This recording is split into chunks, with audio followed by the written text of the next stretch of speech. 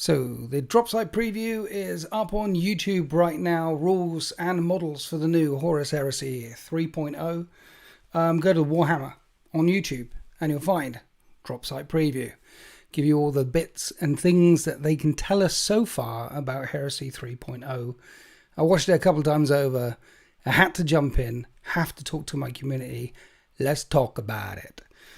Before we jump into the chat, hi chat, hello for everyone being here. Look, SM Battle Reports is in the chat. Check out SM Battle Reports on YouTube for extra Horus Heresy content. The first thing, I want to talk about the rules mainly, but shout out the nice new box. Shout out Plastic Super Heavy Tank. They're going to make millions on that alone, particularly if there's Legends rules for bringing it in 40k. I know you won't be allowed it in tournaments in 40k, but Legends rock Legends. And there's lots and lots of Space Marine players out there that have been looking forward to a Plastic Super Heavy Tank for the Space Marine range for a long time. Plastic Breachers finally. Plastic Rapier Carriers finally. The old jump packs, because we've got the new Assault Mark II jump pack. So all the miniatures look absolutely fantastic. I think we can agree. Some people are a little bit about the Saturnine stuff. Personally, I like it. I like Hench. I like the fact that it looks a bit... I said it in the last live stream. The best Games Workshop miniatures look like they shouldn't work in real life. Like a Land Raider, really, with all those sharp edges, really. Tanks are rounded, they have alibi. And the Khorne Lord of Skulls, a demon with an axe with a belly cannon on tracks, looks absolutely ridiculous. Love it. Total Warhammer. So I'm down with the Saturnine models. I'm down with all the plastic kits. I need to talk about the rules though. Thank you to the Hobo for being a member for 29 months. That's a very long time. 29 months of support. You're a legend. My bank account has just had its death gurgle with that reveal. I know. Because along with the Saturnine box set, there's going to be 5 Libras coming out. Traitors, Loyalists, Mechanicum, Solar Auxilia, and Crestodorus and Titans. They've chucked into one book, taking it out with the Mechanicum book, which is an interesting choice. And thank you, Friendly Neighborhood Inquisitor, for gifting a membership. I appreciate you guys. Thanks for being here. Let's talk about it. Before I ramble on, I hope most of you in the chat have seen the Dropsite preview. I've got about an hour. It's Friday night. I've got a game tomorrow. I need to set up with Sultan. We're doing 3,000 points Warhammer 40k. There's an ambush. He's doing 3,000 points of Raven Guard, ambushing the Death Guard in this valley thing that I'm setting up, half set up next door while I was listening to the thing again and again. So looking forward to that one. Raven Guard doing what Raven Guard do. Hi Sultan if you're in the chat. Just Craig has been a member for 26 months and Just Craig is coming around on Sunday where I'm filming a 4,000 point Horus Heresy game. Alpha Legion versus Death Guard, I think I'm bringing. Basically, he's bringing Alfarius, and I'm bringing Mortarion, and that should be fun. Good evening, Just Craig. Good evening, Miss Winters. Happy Friday. Loving the models. Nervous about the rules. Me too. Ish. Nervous-ish. The preview. Okay, so first impressions. And Heresy Era dropped a first super chat. The top dono in the chat so far. Heresy Era, $5. Thank you very much. Lots of adjustments to make with the rules, but some really exciting stuff. Mark II TAC and tactical squads and assault squads along with breaches finally. Exactly. Mark II armor looks beautiful. The Mark II armor, the models look beautiful. Breaches and assault marines, obviously, looks Thank you for your donation. Now, what was I going to say?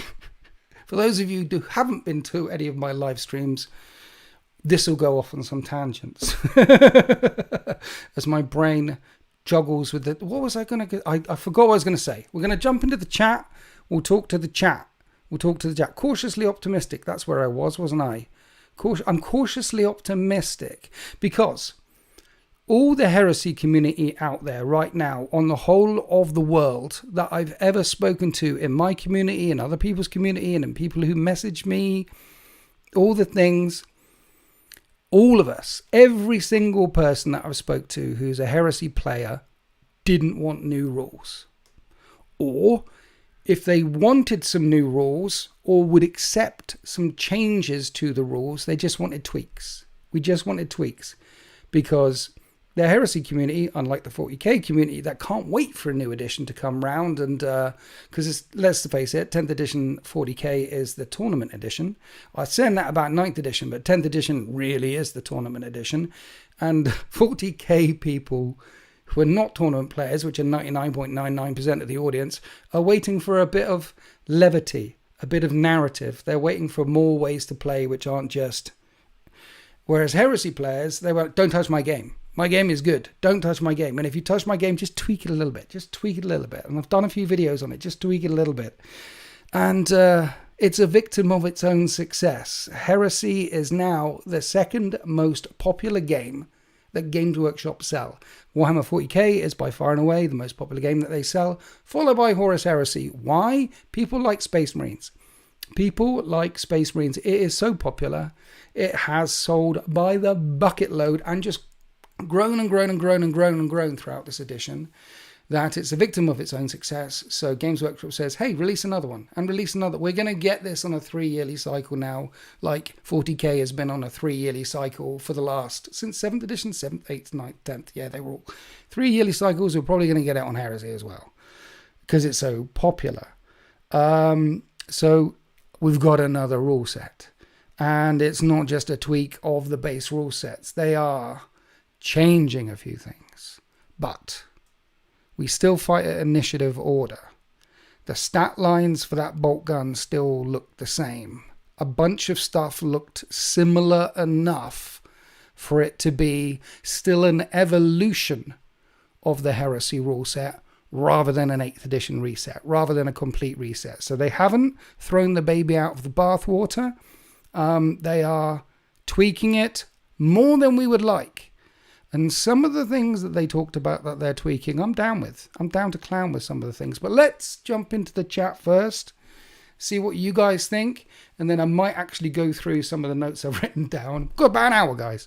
Heresy Squad, thank you for being a member for 18 months. It's a very long time. I was hoping not to buy another set of books. You're going to have to buy another set of books, my friend. Oh dear.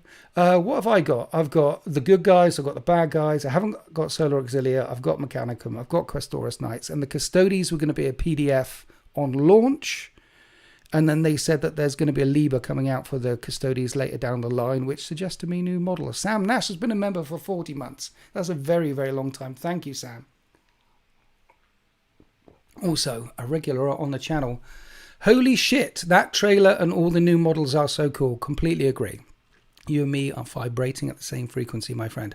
Also, we get basically all the books day one. Yes, we do. That's good too. They didn't do that in 2.0. All the books are coming out day one. The super heavy plastic fell blade is coming out further down the line, they said. Only as you, it looks like they completely changed and fucked the rules, and it's going to be a pain in the ass to learn and play. Okay, so let's talk about that. They said that... I don't know if they've completely changed the rules. We're going to fight in initiative order. The 4 main things they said is epic challenges, assembling armies, tactical status, advanced characteristics, and weapons all have been reworked. That's a pain, by the way, because one of the things about Heresy is a las cannon is a las cannon, and a plasma gun is a plasma gun. You know what you're doing when you're firing a plasma gun this year to what you were doing firing a plasma gun 10 years ago. Yes, it had breaching now, and las cannon's got sunder. They've tweaked them a little, but it's still strength 9, AP 2, las gun. A bolt gun has always been strength 4, AP 5. One of the things about Heresy is the weapons haven't changed. The rules around them might have been tweaked, but the weapons largely haven't changed. And reworking all the weapons is a pain. However, the way they've reworked all the weapons kind of feeds in. I'm wondering if they're doing it so that the universal special rules are now in the weapon stat. So damage is now a weapon stat. The bolt pistol that they gave, the rules for the bolt pistol is exactly the same. It's range 12, fire profile 1 shot, RS, which is ranged strength 4, because that's going to be different to normal strength, AP 5, damage 1. And that's all the same it has been. That line, apart from the terminology, is the same bolt weapon. Damage is brutal 2, brutal 3. And I don't mind there being a damage profile on, say, Power Fist now. On basically, one of the changes from 1.0 to 2.0 was wounds. We never had wounds, and now we have wounds. Now we have Terminators with wounds. We have Speeders with wounds. We have Dreadnoughts with wounds. And lots of Dreadnoughts could be oppressive. Lots of Javelin attack Speeders could be oppressive. So having weapons with damage is one way to do it. Another way they could have done it in 3.0 is just expanded Brutal, have a lot more weapons with Brutal 2, Brutal 3. And they've basically done that by putting damage in. So the Saturnine Disruption Fist has Initiative modifier, Attacks modifier, Strength modifier, AP, and Damage 3. So it's like a Brutal 3 fist. Initiative modifier at -2. So it looks like unwieldy is gone. It looks like you swing at initiative, and then some weapons are going to have an initiative modifier. I'm down with Service Girl. Thank you for gifting a membership. I'm mid-rant right now. I'm okay with it. So thank you so much for the membership gifting. Thank you. GG's in the chat to Service Girl. GG's in the chat as well for the comment up above. I'm down with the initiative modifier. There are initiative modifiers in the game right now. There is unwieldy, swing last, and there's reach. There's also Emperor's Children. There's things like that. So getting rid of say 3 universal rules and just putting in an initiative modifier, that sounds okay to me. That doesn't sound like they're reinventing the wheel there. Some weapons going to be an initiative -1 and an initiative -2, like the Saturnine Disruption Fist. I'm sure some weapons are going to be initiative +1 or even initiative +2, like a Phoenix Power Spear, things like that. So having an initiative modifier, some of these rules that they've said looks like, to my mind, I'm hoping, this is why I'm cautiously optimistic-ish, it looks like they have looked at moving some of the universal special rules or some of the normal rules, like stunned, suppressed, things like that, into the profiles of things. Maybe. We shall see. So an initiative modifier, fine. An attacks modifier, the Saturnine Disruption Fist, has just A. So you fight at however many attacks you have. But some things will have an attacks modifier of +1 or -1. World Eaters on the charge, attacks +1. Or if you maybe have a bolt pistol power sword, attacks modifier +1. Strength modifier +2. AP 2, damage 3. So the weapons reworked with damage in it, with initiative modifiers, and then range strength or close combat strength, that's okay. That's not reinventing the wheel. We're still fighting at initiative. I think it wouldn't be too easy to learn. And the fact that the bolt gun is still strength 4, AP 5, damage 1, leads me to believe that hopefully a las cannon is still strength 9, AP 2, but maybe it gets damage 2.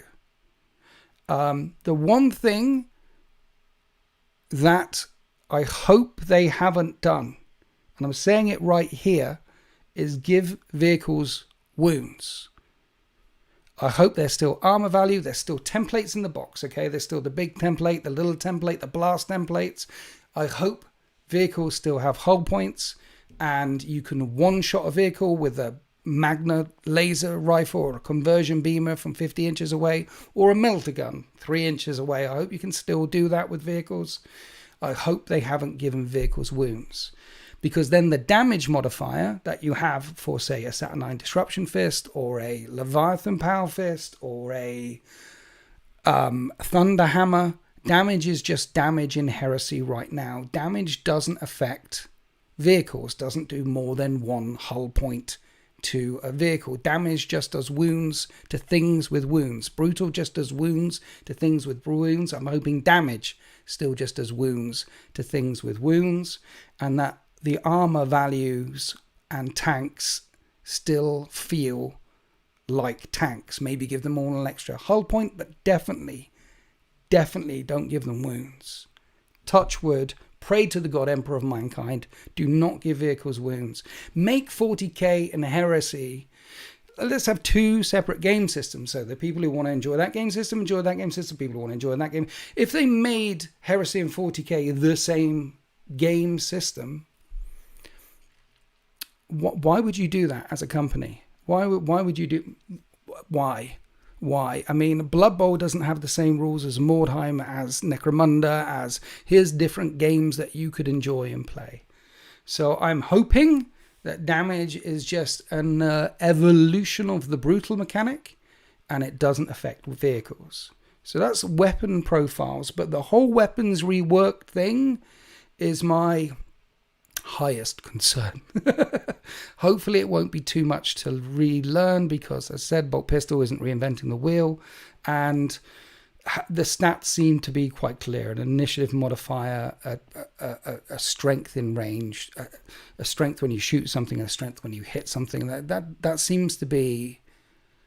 What say you, chat? I hope Rights of War stay the same. Well, one of the things they said is assembling the army has changed. They specifically mentioned allies when assembling the army, and they say assembling the army is more flexible than ever before, either to bring really strong forces or to bring narrative forces. So they didn't specifically mention Rights of War.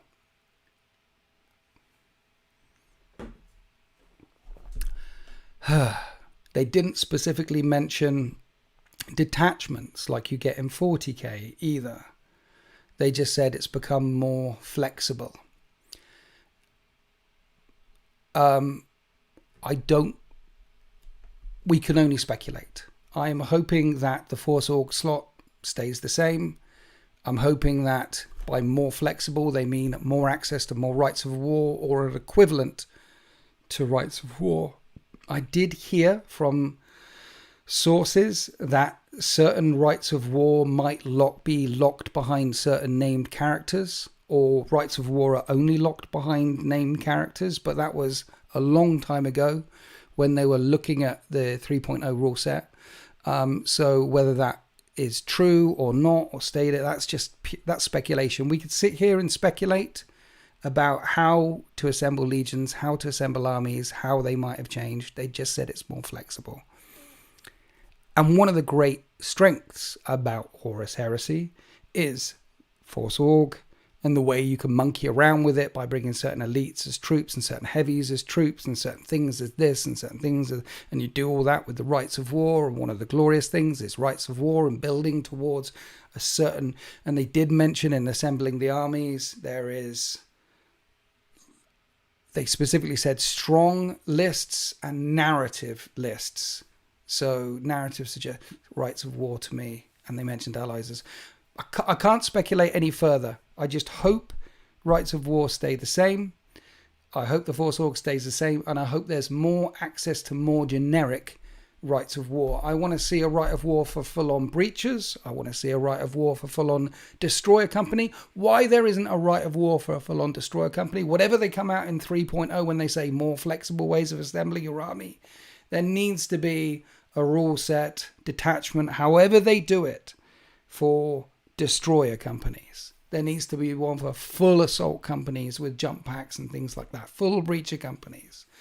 Like there is for the Dreadnought one. Like there is for Pride of the Legion for Terminators. Like there is for Armoured Spearhead for tanks. They need to have that sort of shizzle locked in. So more ways to play, more 40k, more often. Their tagline, more 40k, more Warhammer, more often, is missing one key ingredient. It's not just more Warhammer, more often. It is more ways to play, more Warhammer, more often. Or more Warhammer, more often, and more ways to play, which is something 40k is lacking, because 40k is just the tournament edition right now. Valdor with the King in Yellow reference at the end. I know, right? Big changes when it comes to the King in Yellow, and we're not going to go down. We're not going to go down that avenue yet. Maybe I'll do it on Tuesday live stream. Oh dear, more trash cartoon aesthetic models more often. See, that's the thing. So, the better Warhammer models are the ones that are not trash cartoon aesthetics. Like Saturnine. Saturnine look weird. Saturnine Terminators, the Saturnine Dreadnought look weird and unwieldy and not practical. That is definitely not a cartoon aesthetic in my brain. And when they don't do the cartoon aesthetic, when they do weird, that's when it gets wonderful. That's when we look at a model and go, that's really nice. I like that. I want 2 of them, please. I like a Typhon, a massive, massive giant tank with a big cannon sticking out the front. Doesn't look very cartoony. It looks stupid. I want 2 of them, please. I've got 2 of them. It's what gave 30k its charm. Exactly. What gave 30k its charm is these things look like they have no right being on a battlefield. Those drop, not tarantula turrets now, but not dropped, whatever they're called, those ones with the Volkite and the Laz and the things. They look cool. I like the idea of dropping them in from a drop pod, wherever. They need to work. They didn't mention Deep Strike, did they? They didn't mention in the rules because the Deep Strike mechanic in current Horus Heresy does need a rework a bit. I think, well, no, it doesn't need a rework. But the fact that you can string a really long way means it can get very jank very quickly. I would be personally down for when you Deep Strike stuff in, it has to be in a nice tight circle again.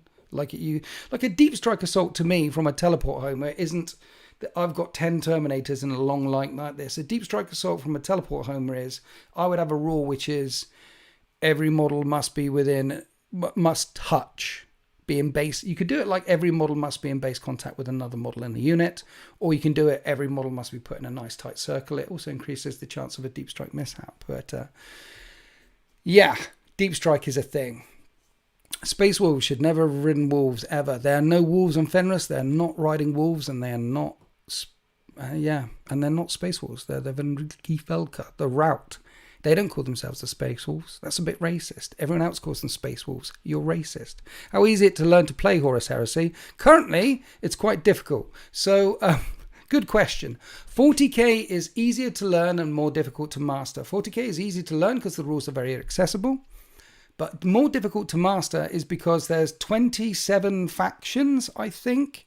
And every single faction has multiple detachments with multiple rules and multiple stuff and da-da-da-da.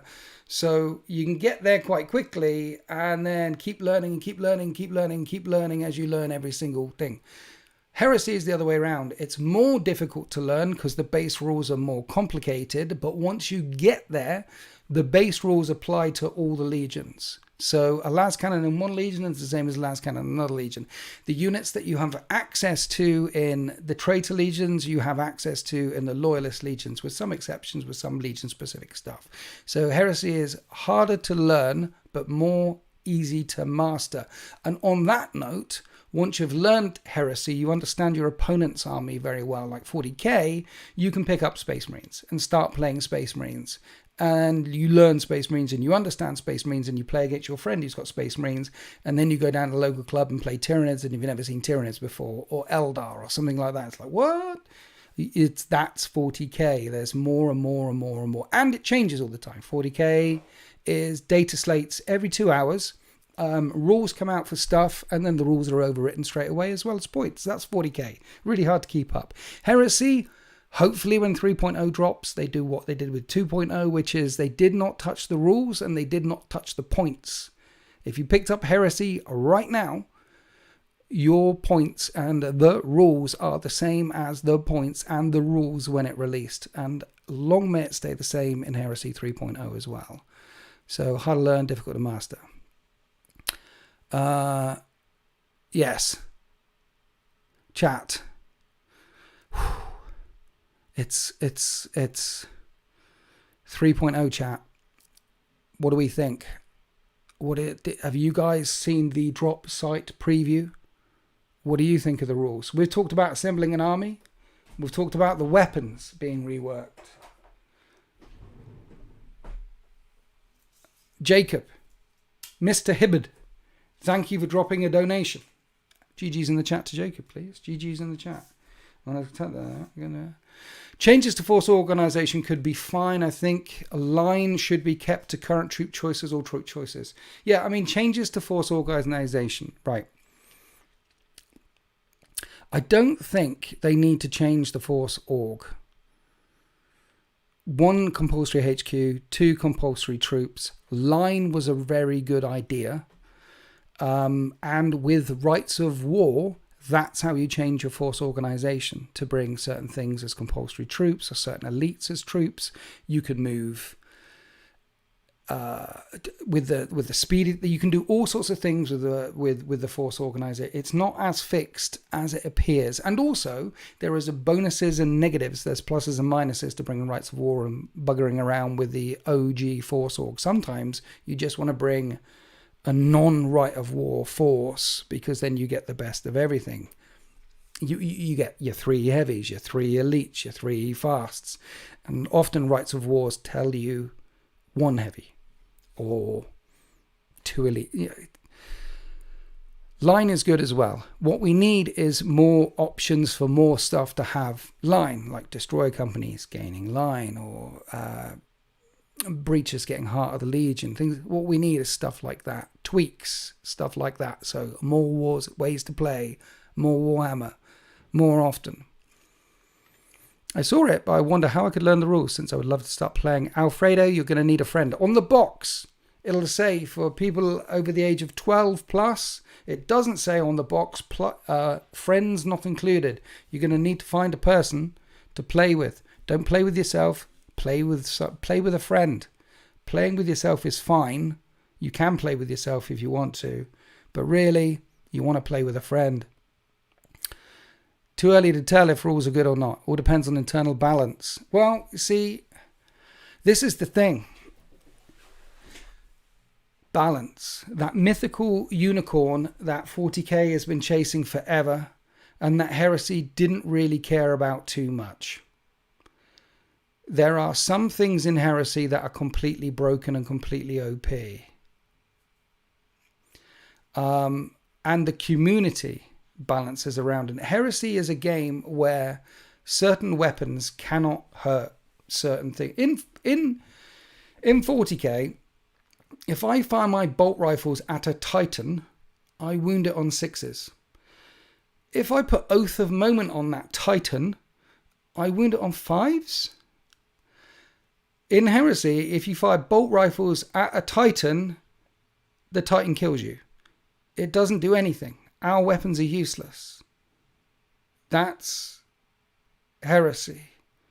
There are vast imbalances in Heresy. If you rock up to a normal 3,000 point game and you haven't got a Primarch and your opponent's got a Primarch, it's GG. You will lose 9 times out of 10. If you rock up to a 3,000 point game and your opponent's got 6 dreadnoughts and you've got none, you're going to lose. GG. It's a great game. Heresy didn't care to... Heresy tried to balance things as much as it could, but then at the edges of the bell curve, it said, fuck it.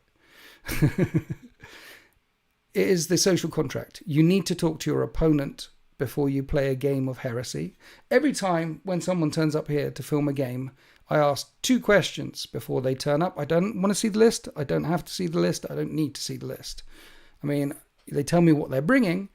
They tell me what army they're bringing, but then I ask 2 questions. Are you bringing a Primarch, or do you want to bring a Primarch, and how many dreadnoughts are you bringing? Those are the 2 questions I ask. Because if they say, depending on the answers to those questions, depends on what sort of army I will need to field. Often they'll turn around to me and say, hey, I've played you 5 times already.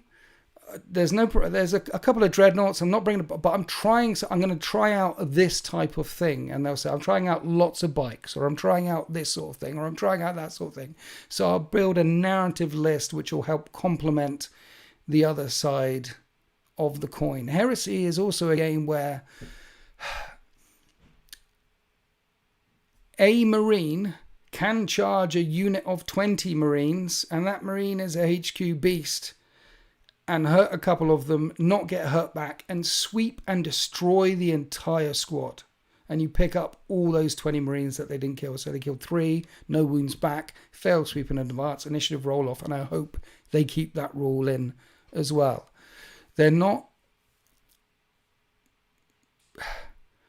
The rules are written with the narrative in mind. Heresy 1.0, Heresy 2.0, and hopefully Heresy 3.0. They're written with narrative in mind first. Narrative first. Narrative first. This is what this weapon would do. This is how OP it is, or this is how ridiculously stupid it is. And you can balance that with points. It doesn't matter how stupidly strong the Saturnine Dreadnought is. It can have guns that have fired destroyer weapons. It can have 10 wounds and a 2-up invulnerable save. It can have whatever. So long as the points are 1,000 points. So long as the points are costed relatively appropriately. If they're not relatively appropriately, or if the game can tilt too far one way or the other, the community at events, on channels like mine, and down the club where you will play, we balance the game system. Balance is a myth. Balance is a mythical unicorn. In a game with so many variables, you cannot achieve perfect balance. Chess does not have perfect balance. Horus Heresy 2.0 was not at all balanced, but still the best tabletop war game Games Workshop has ever made. With stuff like White Scar infantry spam and amazing Contemptor Dreadnoughts. White Scar infantry spam, which was... There's a right of war for the White Scars, where they all get feel no pain, and none of them give up kill points, and it was basically an auto win.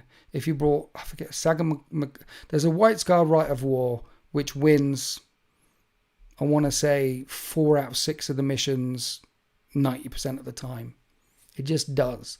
And I played against it a couple of times, and it won, but it was good to play against.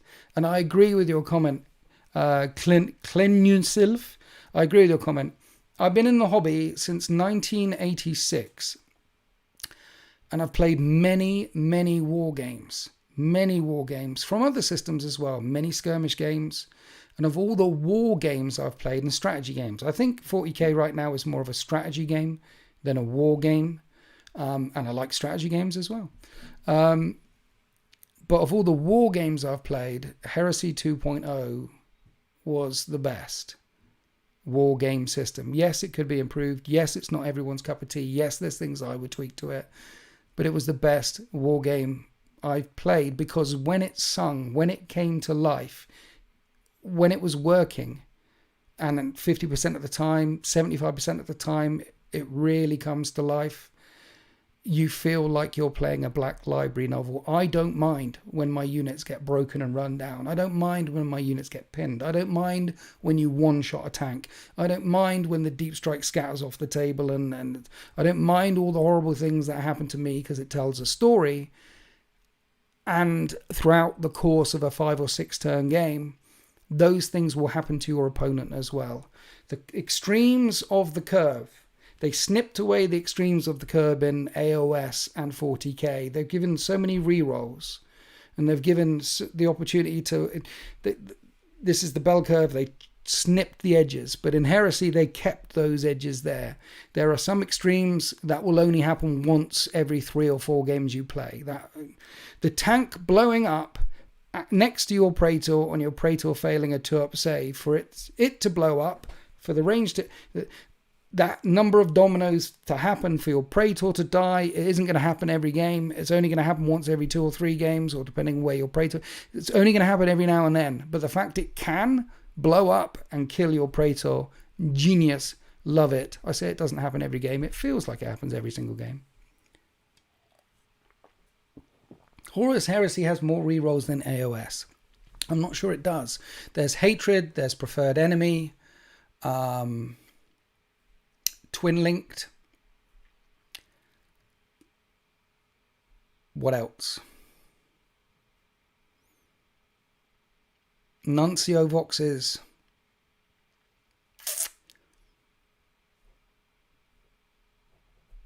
I'm struggling to think of any more rerolls than that. There's probably a couple more. AOS is reroll charge and that's it. Okay, so AOS is reroll charge and that's it. And Mastercrafted, yeah, there's one. Shred, there's another, yeah, so a few others. AOS reroll charge, that's a problem. I mean, there's a limited amount of rerolls, and there's a narrative reason why a weapon shreds and gives you the reroll, why it's twin linked and gives you the there's a narrative reason. And the other thing about the rerolls is both you and your opponent have access to the same things. So it's not, yeah. Let's talk about some more things. In the rules, they mentioned epic challenges. That was the first thing they mentioned in the rules. Your heroes can live or die, epic challenges, things like that are going to happen. This, I think, is a good thing. The challenge mechanic in Heresy 2.0 is a bit jank sometimes. So those who play 2.0 will know that Primarchs versus a squad of chosen warriors can be challenged out. And so the Primarch only kills one and then kills another. And chosen, if you send a lone Primarch into a squad of chosen warriors, then that's it for the game. The Primarch will kill one at a time. If your opponent has some chosen warriors and you have a Primarch, you need to have chosen warriors attached to your Primarch. Challenging each other out as well when you have two units of chosen warriors sort of negates the challenge rule. Also, challenging when you just... The challenges really kind of work when there's a couple of sergeants in there. Because when you've got your Praetor and he issues a challenge, then the sergeant accepts, kills the sergeant, only the sergeant. And so the idea of epic challenges, whatever the crap they mean by that, if they've reworked the challenge mechanic to make it epic challenges, I'm down to clown. I'm down to clown. Seems like a more expensive warlord just won't instantly win a duel.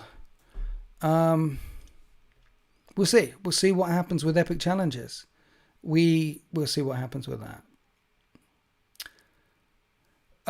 The other thing that they mentioned on the thing is there's now advanced characteristics on all the units. And it goes back to Rogue Trader days, which and second edition. And when leadership, cool, willpower, and intelligence came up, there was a little grin across this very old face. They showed the stat line of a legionary, and the core bits of a legionary is exactly the same, except for leadership, cool, willpower, and intelligence. Now, they talk about how leadership, cool, willpower, and intelligence will have an effect on the game. So leadership's leadership. Cool is pinning, shell shock, things like that. So again, just like the weapon mechanic with the brutal thing, are they, I hope, cautiously optimistic, rolling in some of the core rules and USRs onto a stat line? So now you have cool test, which will affect whether you get pinned or not. And some units might be better or worse at getting pinned than they would have a leadership, because at the moment it's just base leadership. Then they have willpower, which is adamantium will, your ability to resist psychic attacks and things like that. Adamantium will. So there's only a few models that have access to adamantium will right now in Heresy 2.0. That suggests to me if they're putting willpower into the core stats of legionaries and praetors and dreadnoughts and things like that, then the psychic phase might be more meaningful, because that we might be getting more demons. One of the crimes against heresy, crimes against the God Emperor of Mankind that they did was release the demons in a PDF in Heresy 2.0. The demons should be in a book. And so we'll see what happens with willpower. And then the last thing is intelligence, your ability to interact with machinery. So I can imagine the Mechanicum are going to have a high intelligence. For battlesmith roles, again, are they going to get rid of battlesmith and just put it straight into intelligence? Or for using augury scanners, for using rapier carriers, things like that. So when they talked about leadership, core, willpower, and intelligence, my brain automatically went to, well, that sounds like that rule, and that sounds like that rule, and that sounds like that rule, and that sounds like rules that already exist, but they're rolling it into a stat line that goes on a legionary stat sheet and a dreadnought stat sheet and a Primarch stat sheet. And I'm sure dreadnoughts and Primarchs and some things will just be cool X, willpower X, or fearless. Fearless is almost certainly not goats. Fearless has been around since the beginning of time. So I imagine that some Primarchs, some models will not be affected by pinning, will not be affected by morale. They won't run away. So yeah, when they were mentioning those things, my brain automatically thought about, well, this is how that could fit in with the current rule set. So it looks like they're tweaking some of the core rules and putting them together with cautiously optimistic. I don't want to sound like a Games Workshop apologist because, again, as I said at the very start of the video, I don't want this. If there's a 3.0, I want a slight tweak. I don't want them to reinvent the wheel. I definitely don't want them to throw up the baby with the bathwater.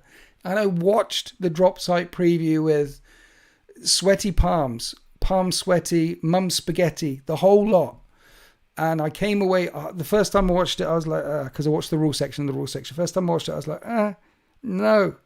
And then apart from the smile when it came to the new advanced characteristics, and then I watched it again. I thought, okay, we might be okay. Grimdark, thank you for gifting a membership, you absolute legend. GG's in the chat to Grimdark, and GG's in the chat to Liam T, dropping a £5 donation. Thank you very much. I like to think the split to leadership values are an inventive new way to bully Solar Auxilia. Yeah. I mean, yeah. At the moment, it's just leadership, right? So if you do a cyber 30 check, it's leadership.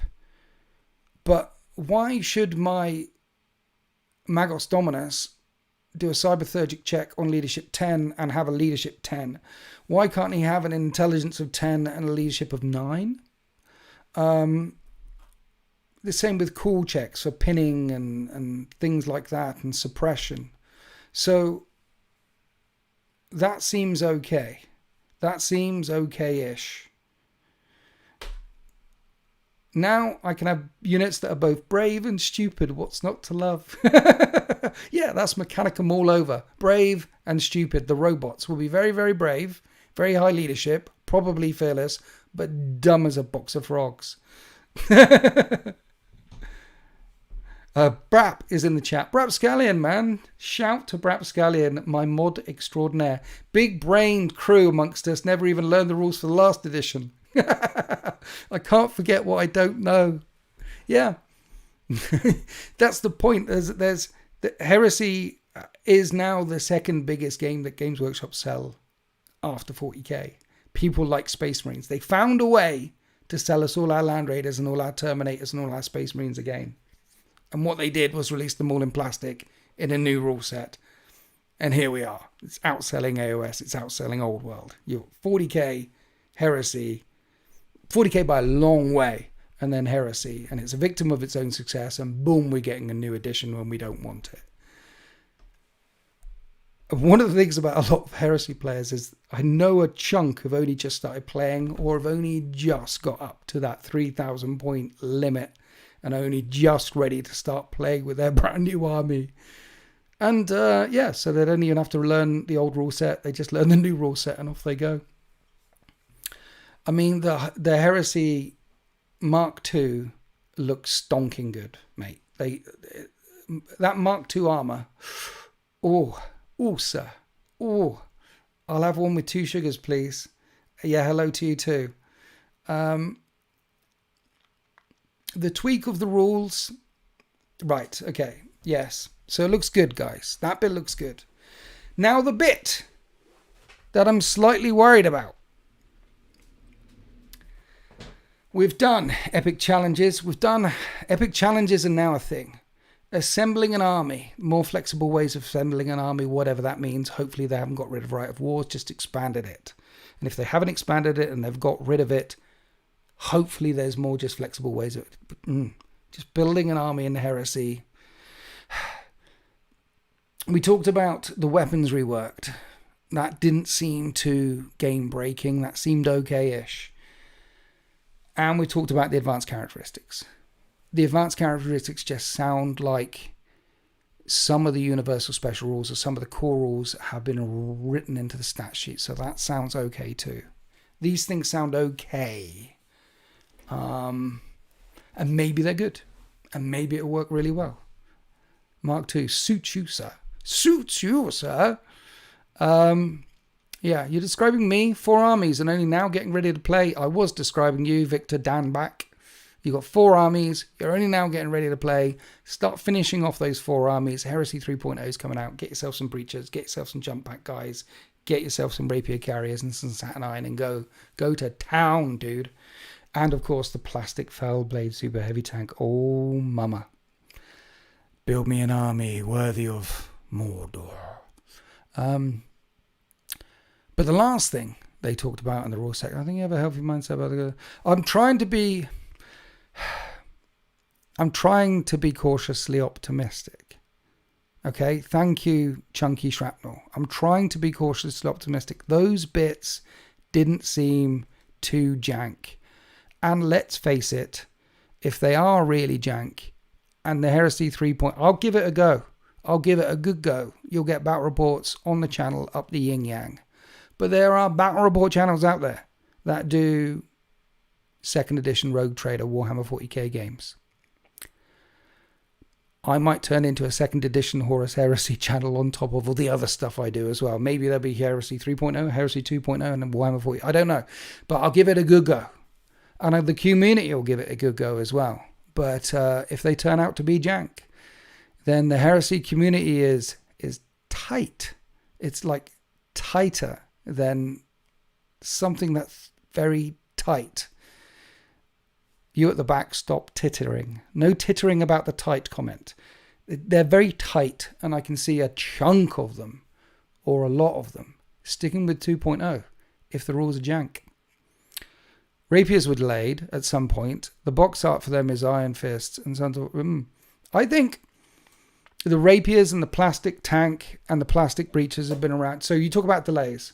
I agree. I don't think it's a theory. I think this plastic stuff has been around for a long time. And they've had hella production issues. Everyone knows about all the production issues that Games Workshop has had for the last couple of years. Everyone in the Heresy community knows how hard it is.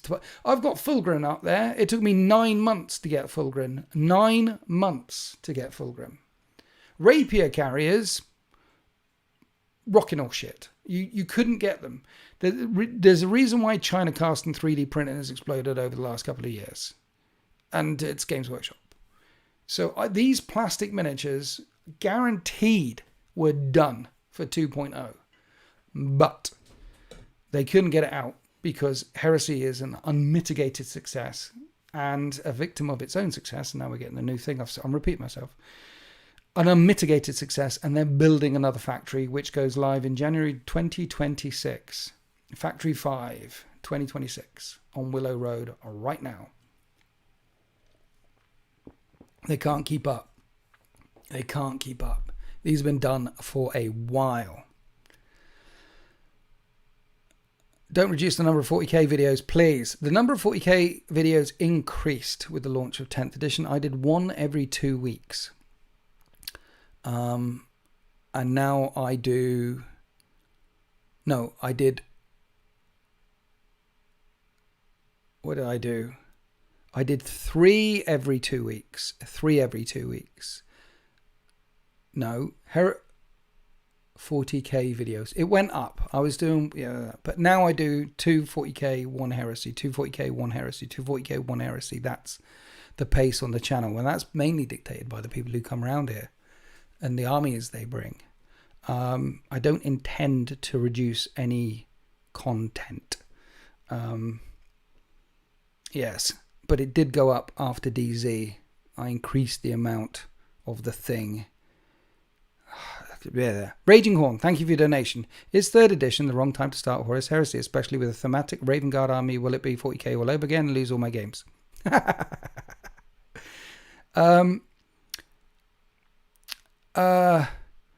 Well, I can't speak for your introduction into 40k being all over. What I can say is I don't know. Heresy 2.0 is a fantastic war game. Hopefully Heresy 3.0 is an evolution of that war game, and they don't throw the baby out of the bathwater. They just evolve. It's still initiative order. We're still some of these things that they're talking about seem to be okay. And if you like war games, I would strongly recommend you getting into Heresy. And by talking with your opponent, it's, I'll get back to you. You'll see the games on the channel. You'll see the reviews on the channel. I'll get back to you. Anyone who's got 2nd edition Heresy books, though, keep hold of them. Because we'll see. It's yeah. Where are we?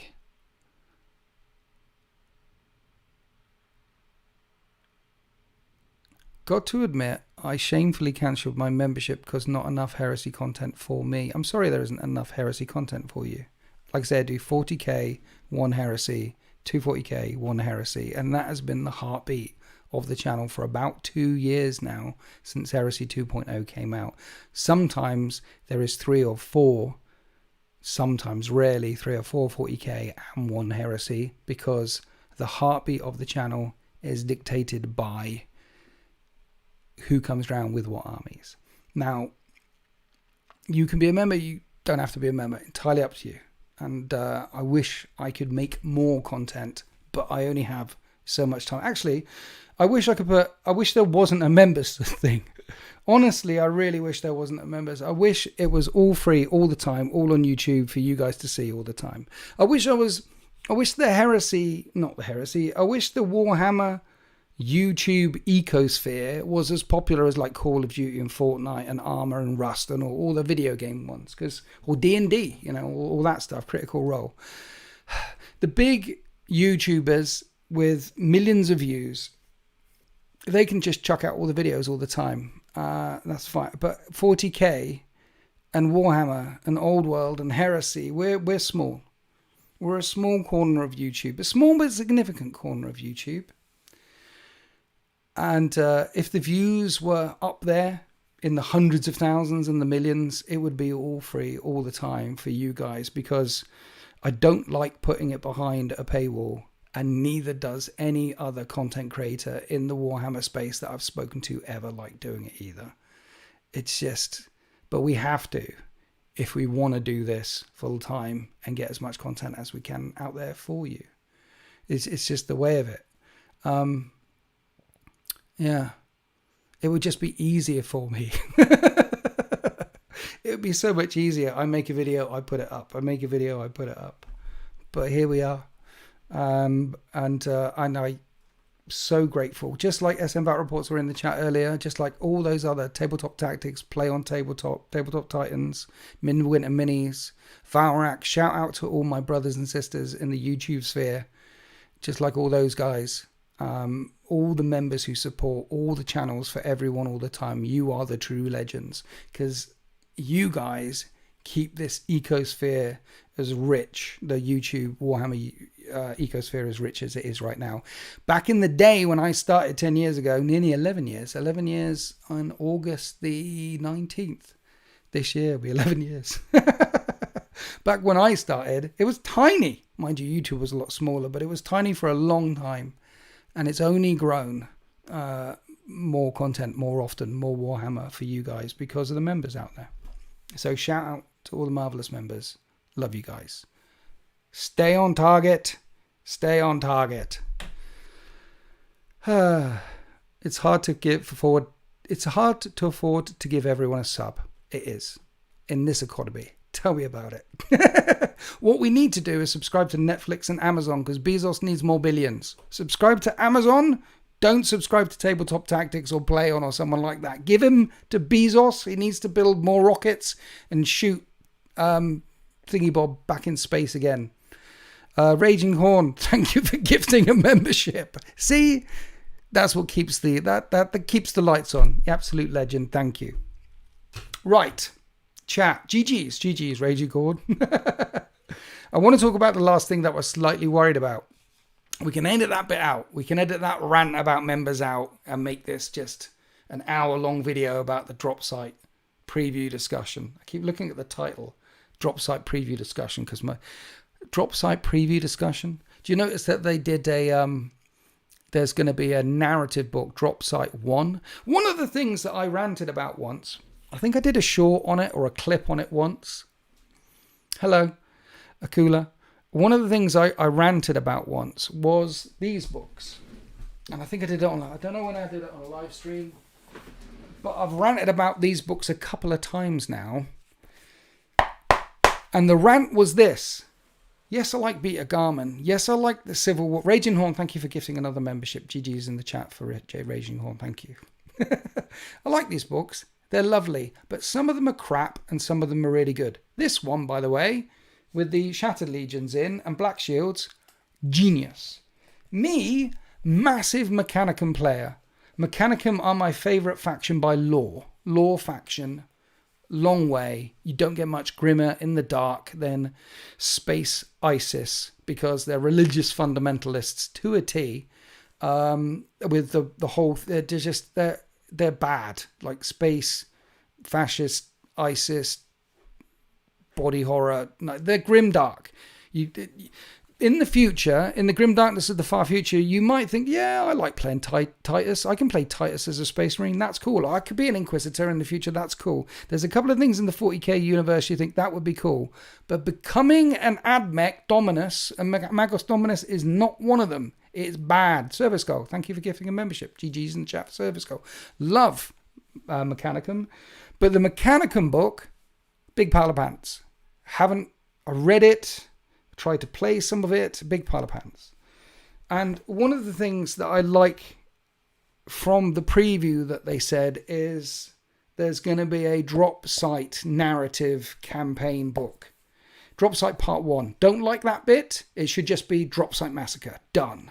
That means there's going to be a Part 2. And Known Games Workshop probably a Part 3 and 4 and 5 and 7. But Dropsite, what we want for our narrative supplements is we want Dropsite Massacre. Where is the Dropsite Massacre? Where is Kauth? Where is the burning of Prospero? Where is the siege of Terra? That's what we want narrative books about. And the Battle for Peter Garman, great. But that was like one book. And it was an okay book. Titan Death. It was one of the okay books in the Heresy. It just, yeah. I want my narrative campaigns to be about the core narrative around the thing. Siege of Terror, they could do a Part 1, Part 2, Part 3, Part 4, Part 5 with expanded rules for, like if you did Sons of Horus or Death Guard or this, and then you get the Siege of Terror campaign book and it says Corrupted Sons of Horus, and it's got another couple of rights of war in there or another couple of rules about what they're like at the end of the Heresy as opposed to the beginning of the Heresy. There's all sorts of things you could do. But yeah, finally, they're releasing a Dropsite Massacre narrative book. Finally. Part 1, sigh. Not happy about that bit. It's Fan 3, so you can play your loyalist. Yeah, exactly. I mean, instead of Dropsite Part 1, what they could have done is the Istvan campaign, Part 1. And the Istvan campaign, Part 2. And the Istvan campaign, Part 3. And Istvan... And they can include Istvan Extremis with the Bone Singers, where Captain Nathaniel Garrow got his leg blown off.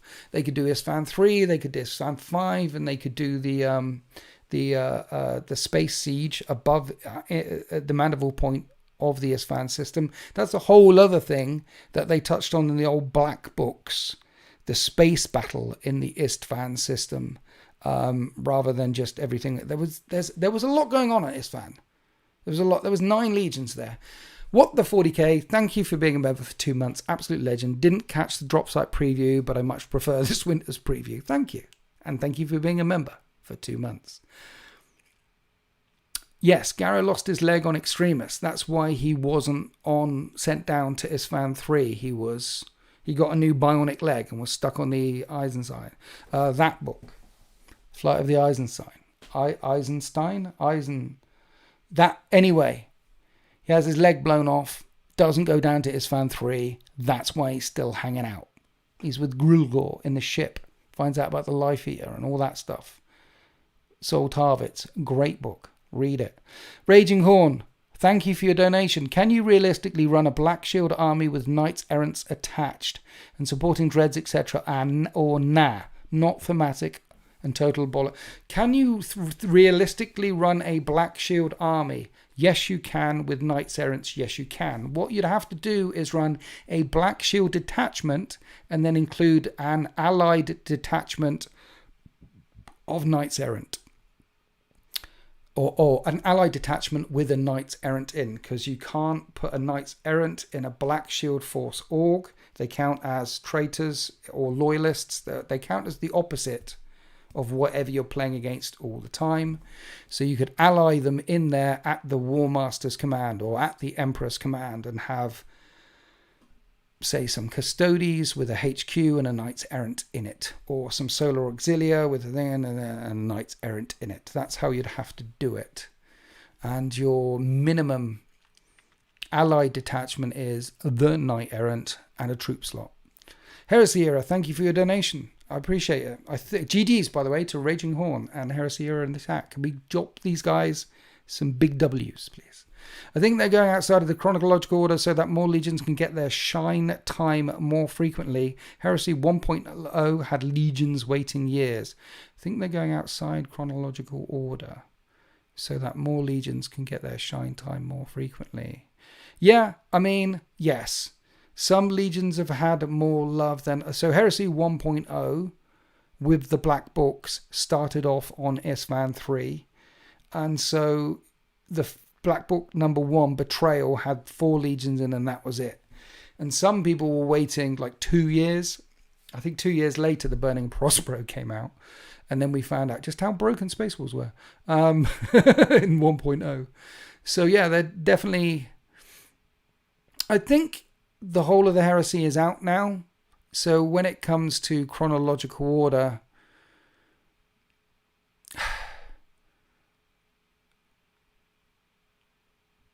I don't think they're doing it for...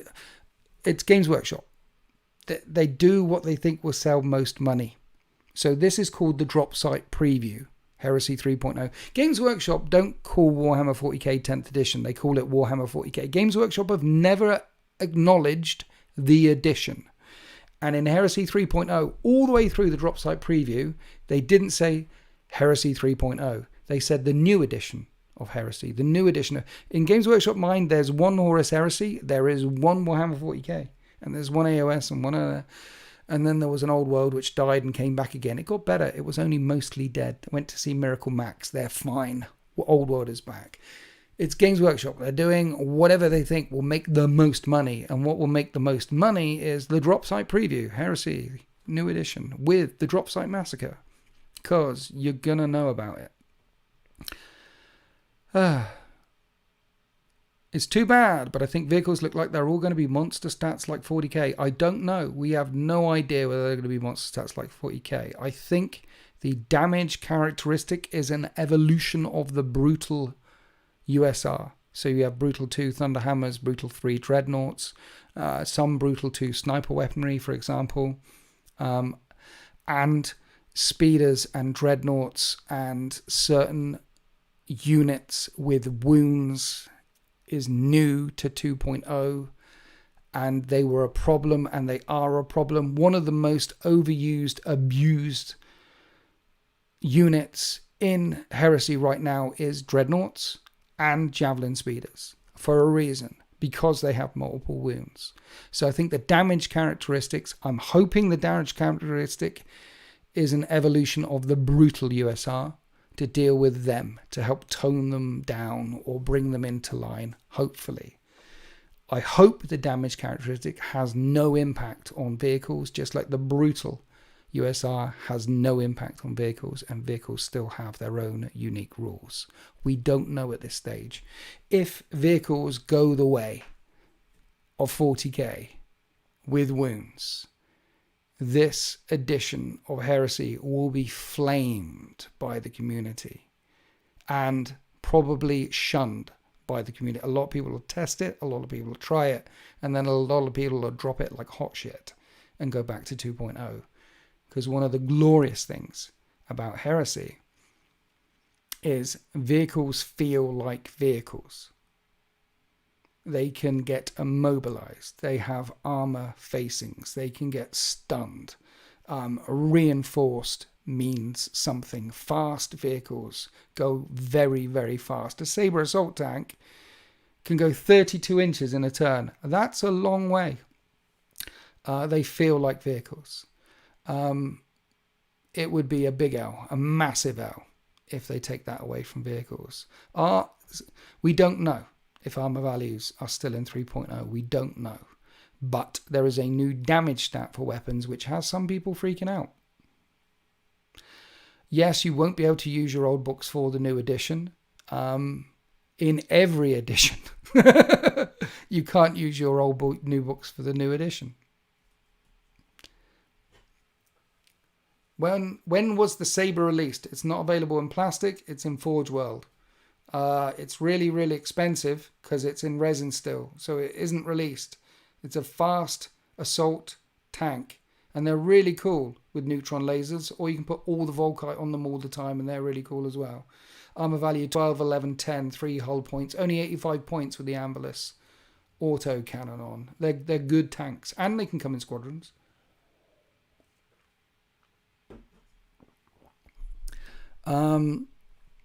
Yes, so we've talked about epic challenges, we've talked about assembling an army, we've talked about the advanced characteristics, and we've talked about the weapons reworked, and I said I've got an hour, and it's an hour and 10, so I wanted to talk about the tactical status, which has me slightly worried. This is the 5th rule that they mentioned that they're bringing into Heresy 3.0. There is now a tactical, so they talked again and again that there is more than one way to defeat your enemy other than just killing it, though killing your enemy is fine. And that is to affect their tactical status, which is where things like leadership, cool, willpower, and intelligence come in. And the tactical status of units can change. And there are tokens in the main box. So this is a brand new thing. There are tokens in the main box, and you put the tokens down next to units if their tactical status has changed. And their tactical status can be pinned, stunned, suppressed, or routed. Routed? How American of me. Routed. No, it is routed. When you run away, it's routed. But a router is a router, not a router. It's routed. Now, pinned. We know what pinned is. That's artillery fire. That's sniper fire. Pinned. Pinned is fine. You put a token down. Fine. Stunned? Vehicles can get stunned. Vehicles can get stunned. So, is this an extension of what happens to vehicles? So when you get pinned currently in Heresy 2.0, you can't move, you can't score, and you can only make snap fire. You can only snap fire. Stunned is you can't move. And vehicles right now can get stunned. They can get shaken or stunned. And stunned means that vehicle can't move and it can only snap fire. That sounds the same as pinned currently in the current rule set. So pinned and stunned is going to be a little bit different. Then suppressed. They said that this is a unit that is keeping its head down and will find it more difficult to return fire. So these units are not pinned, they're not stunned, but they're suppressed. So maybe they'll be doing something like regrouping, which regrouping basically counts as pinned. So when you fall back and you regroup, you can move a little bit and then snap fire, but you can't charge. And then the last one is routed, run away. This looks like some of the vehicle stuff is going on units, or some of the unit stuff is going on vehicles. It looks like versions of all the rules that we have right now, except for suppressed. That's new. What is suppressed? You can't return fire as well. And then how do these rules apply? Well, they'll apply as they do now when you get hit by certain weapons, when you get hit by artillery, when you get hit by sniper fire, when you get tank shocked. They'll apply after certain rules interactions. But the fact that stunned is in there,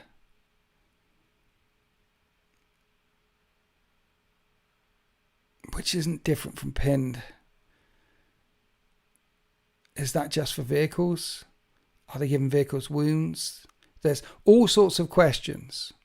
All sorts of questions come out of pinned, stunned, suppressed, routed. All sorts of questions, all sorts of worries. How these rules will interact, what units will have these rules. Another thing, how they interact and what that means for the units themselves. There's layers to this. There's troubling effects when you think about vehicles or dreadnoughts or skimmers or fearless units or automata. There's troubling layers to this. Or when you have a fearless unit attached to a unit, when you have a Primarch involved, there's layers to this which make me concerned about this whole thing. And another reason why, not just the layers, it's not the tactical status and interaction layer box, Pandora's box. I don't even want to open it because it's a Pandora's box. Sounds like they've just split up the results of pinning because it was all nothing. One rule will stop them from scoring, one will stop moving, another stop reactions. Maybe. Hopefully. But so there's layers, like that's a suggestion. But another reason why it's troubling is I don't want my battlefield to be full up with tokens. Now, in that box, there is one sprue of tokens. Some of them were objective markers numbered 1 to 6. Fine. And then the rest were tokens. Now, the fact that there wasn't that many tokens in there, I think there was 24, and 6 of them were objective markers, so that's 18, so that's 9 aside. There's still a lot, but there isn't a huge amount. I don't want to have a battlefield where more than half of your army has a lingering effect token on it, and more than half of my army has a lingering effect token on it. Oh, that unit's pinned, that unit's stunned, the 2 over there are suppressed. Do we need that? Do we want that? Currently, stuff can get pinned, some stuff can fall back, but currently, maybe 1, 2, 3 units a turn, any turn, are running away or pinned or reacting in that fashion. Currently, the level of that shit isn't too damn high. So you can track it quite effectively when you play a 3,000 point game without any tokens. You can play a game, you don't need the tokens, you know what stuff is doing. But if the volume of that stuff gets turned up to 11, then that's a problem, I think. Because when you have rules writers introduce new rules, such as tactical status, and this is what it does, and this is how it interacts with your rule army, when you have problems with rule writers who write this stuff, they really like to make sure it applies. They really like, okay, I've got a great idea. I've got a new idea. It's fantastic. You're going to love it.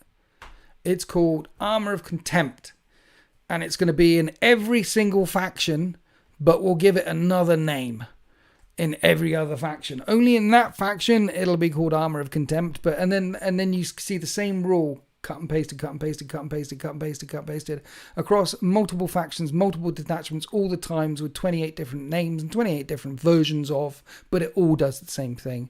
Rules writers, That's what they love to do. And now you've got tactical status and these rules writers. Hopefully they reined in themselves. They're like, okay, here's a nice cool rule. And hopefully it is nice and cool. And some units are affected by it some of the time.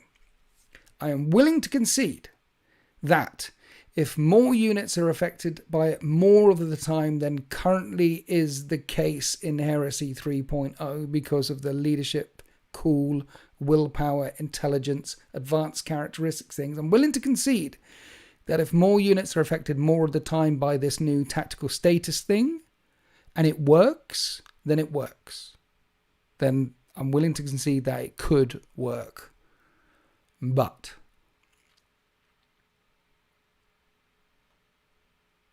I mean, I'm paranoid. That's all it is. Maybe it'll be fantastic. Maybe it's fine. Maybe it's fine. But I just saw a new thing. And I'm like, do we need that new thing? Like reactions in 2.0. Reactions in 2.0, fantastic. Simple system. Makes the game more reactive. You're thinking in your opponent's turn all the time. When they're shooting, when they're moving, when they're charging, you're thinking about what they're doing because you've got a couple of reactions which are just like stratagems in 40k, but there's only a couple of them. There isn't 52 stratagems in the Space Marine book. There isn't multiple detachments with multiple stratagems in, and there isn't that. There is these reactions. Really good idea, really sweet, and they don't come up a lot, but when they do come up, they feel good, they feel interactive, they tell a story. I'm hoping the tactical status things does the same thing. It's like reactions. It doesn't come up a lot, or it comes up regularly, but it tells a story and it's not over. We don't want reactions turned up to 11. We don't want that. We don't want a warlord trait where suddenly you can do 2 reactions in the movement phase, 2 reactions in the shooting phase, and 2. Hey, the Heresy community really like reactions, so let's give them this Rite of War, and this Rite of War gives them 2 reactions in every single phase. No, we don't want that, and we don't want lots of tactical state. Yes, there's layers. Tactical status has me worried. The rest of the reveals has me worried, but not as much as I thought I would be. I think I've covered all the rules. That's my rant. That is my discussion. That is my honest first impressions of the Dropsite preview for Horus Heresy 3.0. We got to the end, chat. Over to you. What do you think? I said we'd do an hour. Let's hang in here for it. Let's see. I'll answer some questions. Let's go. Thanks for chatting. Thanks for coming along this evening. Thanks for the new memberships and the donations. You guys legends. But over to you. Nobody mentioned it, but rip whippy sticks. I know, right? It's like they're an offensive weapon and someone got arrested. Rip whippy sticks. I love the old whippy sticks, particularly when Brat was around. No, thank you, Heresy Era. Thanks for coming into the chat. I appreciate you. Oh, dear. Cautiously optimistic. No. What would be? Terrified but hopeful. So when someone asks in some social media post later on, what does Winters think? You can put, he's absolutely terrified, but a little bit hopeful. That's where I am. Canada stands. Canada broke before the Guard did. The new weapon profiles doesn't look good. Binding attacks to the weapon and not the model isn't good to me. I think the attacks are going to be bound to the model for close combat because it says attacked, so it has in close combat, it can be attacks +1/+2.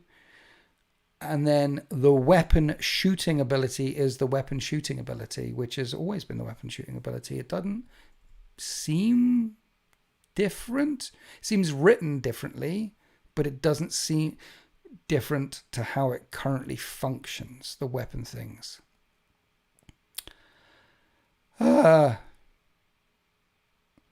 Just Craig, thanks for jumping in the chat. all the way through. Yeah, I'll see you on Sunday when we do a 4,000 point game of Horus Heresy 2.0 Alpharius versus, I think I'm bringing Mortarion. Alpharius versus Mortarion. That should be an epic game. And that one, I intend to put that one up on a Sunday thing as well. Yeah, but the weapon has an attacks modifier, which I think is attack of the model. Yes, in close combat, it has an attacks modifier. So let me get to my thing. Yeah, so a Saturnine Disruption Fist has an initiative modifier, attacks modifier, and a strength modifier. The attacks modifier of a Saturnine Disruption Fist is A, which is the number of attacks the model has. So when you use a Saturnine Disruption Power Fist, you have the attacks of the model. They said that when you use different weapons, it might have an attacks of +1 or -1, for example. So you might have a pair of lightning claws, and that might have an attacks characteristics of +2. So you have the attacks of the model at +2, which is like lightning claws. A pair of lightning claws is right now. Actually, it's +1. No, 2 of them is +2. So it's the same thing, but worded in a different way. Thousand Suns? We're not talking about Thousand Suns. Winners just jumped in. Is Heresy going to be good? Maybe. It looks like it could be. The release date of the edition, we don't know. The attacks modifier already exists. It's just called something else. Yes. Summer 2025. Well, that's a good guess. The last one came out in August, September. It's 2025 now. It came out in 2022, August, September. So I'm assuming that 3.0 comes out in August, September. Because then that will be 3 years. If they release it before August, September, then that is faster than the 3-year release cycle, which they haven't ever done for 40k, let alone Heresy. Really don't see the point of the extra leadership values. Seems extra rules for no real reason. I think the different leadership values are, again, a different way of writing the rules in. So leadership is leadership. Cool. Some things have pluses or minuses to pinning or immune to pinning, and that will come into effect there. Intelligence is battlesmith or tech ability. Willpower is adamantium will, but obviously they're rolling some more rules interactions with the advanced characteristics stats that you have on every unit. If you're asking me whether I would put advanced characteristic stats in on every unit, I would not. I would have left that off. I wouldn't put it in there because the USRs cover most of those cover those interactions anyway. Those are rules interactions that exist, which are getting rolled into a different thing.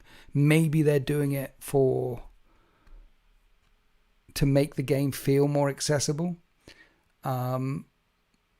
But that change doesn't need to happen. The stats seem the same for the most part. They're just attempting to make a lot of special rules presentable on the unit sheet. Yes, I think that's probably what they're trying to do there. Liam T, I agree. I think that's probably what they're doing with advanced characteristics. I'm hoping that's what they're trying to do with advanced characteristics. Making special rules more presentable, less page flicking, but the rules interactions are the same. The good thing in the reveal, blasts, yes. Blast stats, new mental stats. Seems the weapon options the same and not reduced. Yes. Yeah, I mean, yes, we'll see. Silo, we'll see. But I am terrified, but slightly hopeful. I thought it'd be awful. I put out a short video, like existential dread. I had a physiological reaction to the Dropsite preview and the Saturnine box thing when I was on holiday and I did the short in my straw hat. And then after watching this, the existential dread is just normal levels of dread. I'm really worried for vehicles.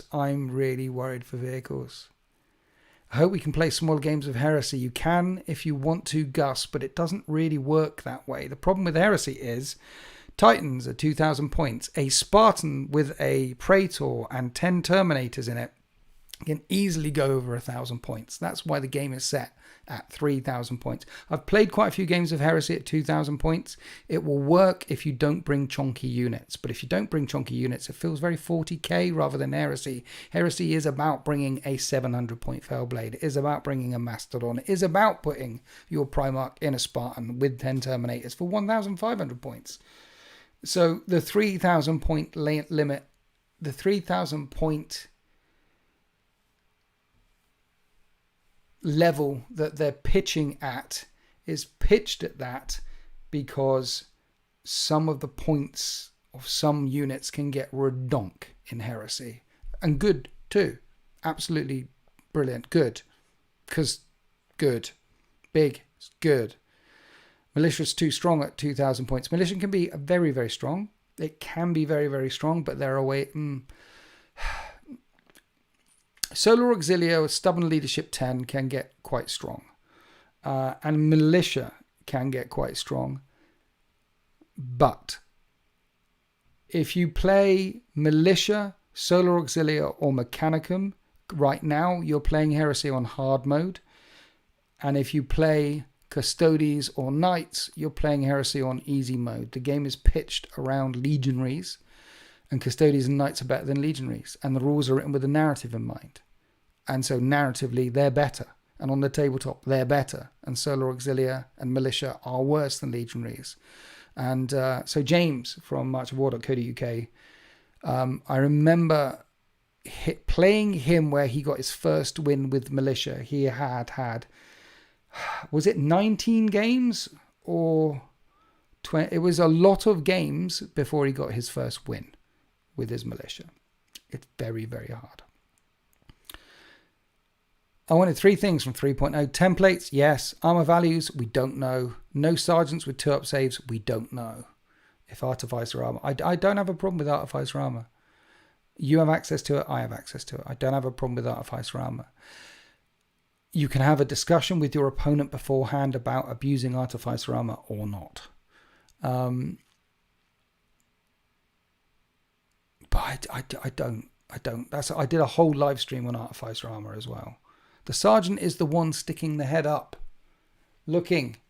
And sometimes you stick your head up and you get hit by 9 bolters. Oh, he should have kept his head down. But if you can bring all the Artificer armor if you want to. And really, is a 2-up that much better than a 3-up? Yes, it is. But people don't complain about 2-up saves on Terminators all the time. It's not a balance thing. It's reducing the game to single rolls. That annoys me. Yeah, that can be. 2-up, 2-up, 2-up, 2. Oh, he's dead. Right, okay, the rest are 3s. But here's the thing, though. Rolling a 2-up, 2-up, and just getting a 1 straight away, that tells you a story, right? 2-up, 2. Oh, he's dead. That tells you a story.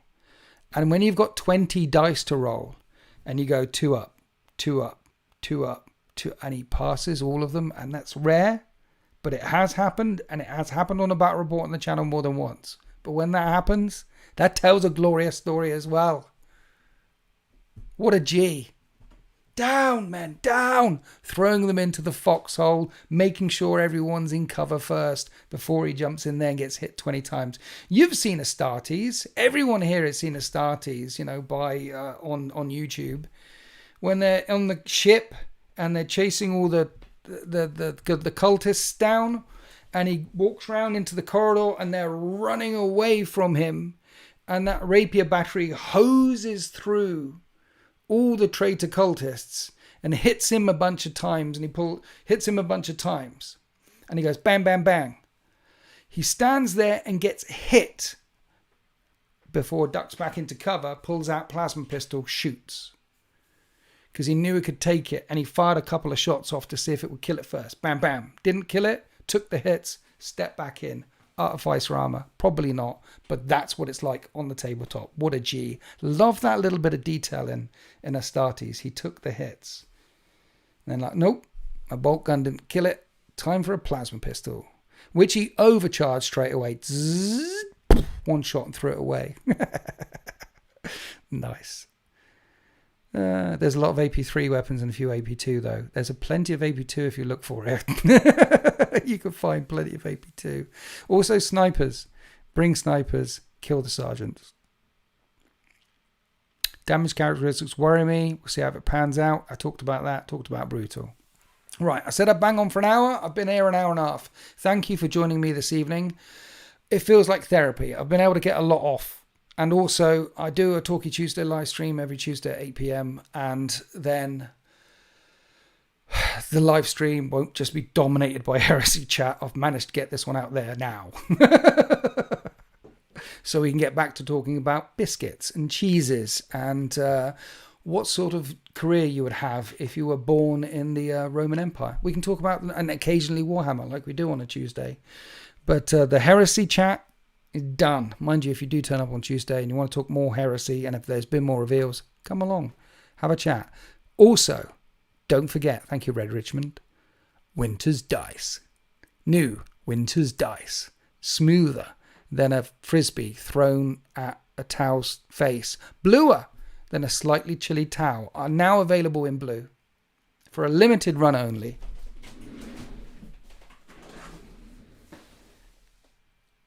That's all I got left. Email wintersdice to winters40k@gmail.com, and my wife Kat will answer the email and tell you how you can get some. That's wintersdice to winters40k@gmail.com. Right, glorious stuff. What time is it? It's 10:30 on a Friday night. You guys should be drunk, stoned, or snorting cocaine off a stripper's backside somewhere rather than on the internet listening to me. This is not the way you should be spending your Friday nights.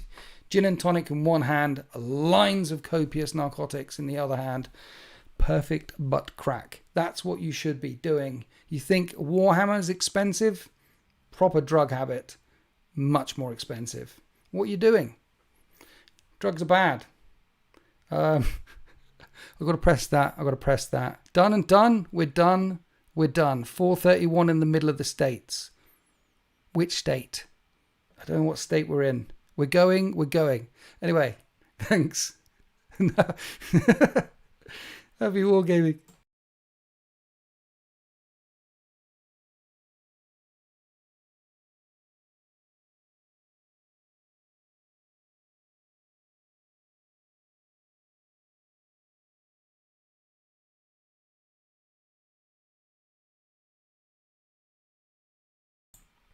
Not demonetized, no, but I did say drugs are bad at the end, so I think I'll be okay with the monetization thing.